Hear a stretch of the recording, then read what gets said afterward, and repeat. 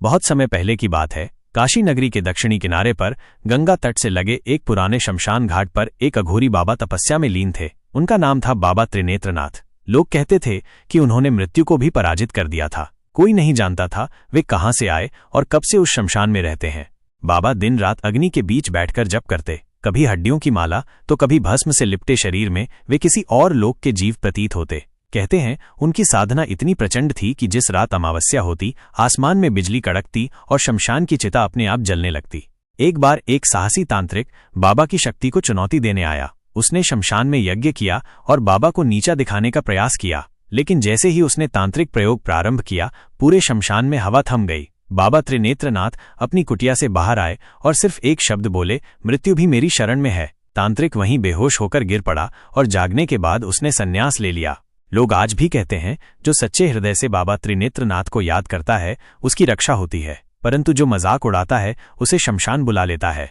बाबा त्रिनेत्रनाथ के चमत्कार की खबरें धीरे धीरे पूरे पूर्वांचल में फैलने लगी थीं। साधारण लोग उन्हें भगवान का अवतार मानते तो कुछ तांत्रिक और सिद्ध पुरुष उनकी शक्ति को समझ पाने में असमर्थ थे। लेकिन बाबा किसी से न मिलते, न ही किसी की पूजा स्वीकार करते। उनका कहना था, जो स्वयं को खो चुका है वही मुझे पा सकता है। एक रात की बात है जब काशी में गंगा जल का स्तर असामान्य रूप से बढ़ने लगा। संतों ने कहा कि ये कोई प्राकृतिक आपदा नहीं बल्कि कोई प्रबल तांत्रिक शक्ति का परिणाम है। उसी रात एक रहस्यमयी और काले वस्त्र पहने 5 अघोरी शमशान घाट पर पहुंचे। वे बाबा त्रिनेत्रनाथ को खोज रहे थे।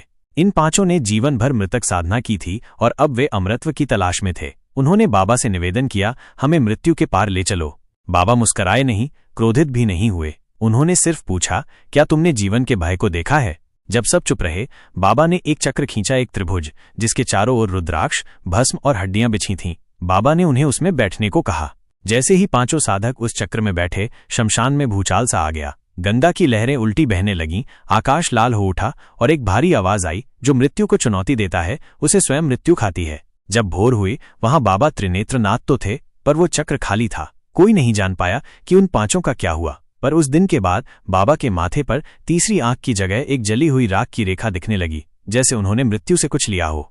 कुछ कहते हैं वो बाबा अब भी शमशान में नहीं, अंतरिक्ष की सीमा से परे मृत्यु और जीवन के बीच की धुरी पर साधना कर रहे हैं, और जो सच्चे हृदय से उन्हें पुकारता है उसे वो सपना देकर सचेत करते हैं।